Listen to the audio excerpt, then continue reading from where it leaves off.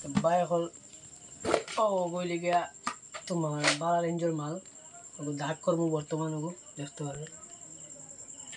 এখানে এখন দাগ করবো মাল এগো এনে আছে গিয়া তোমার 300 গ্রাম মাল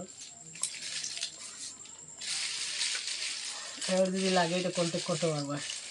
কন্ট্যাক্ট নম্বর দিয়ে দিছি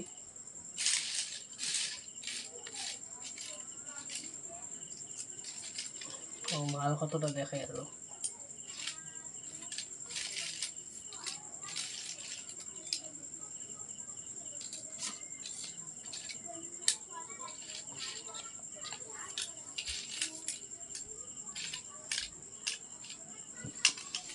ওইটা মাল দেখতে পারা তোর সামনেতেই ভিডিও কর দেখতে পারা এটা কত হাই রেঞ্জের মাল এগুলো তোর দাম হইলে গিয়া তোমার কেজি তৈরি গিয়া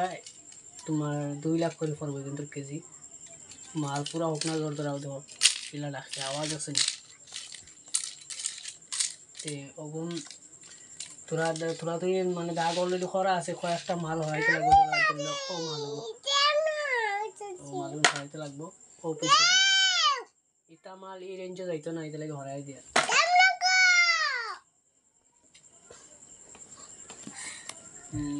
এগুলো তোর গা আছে এগুলো থাক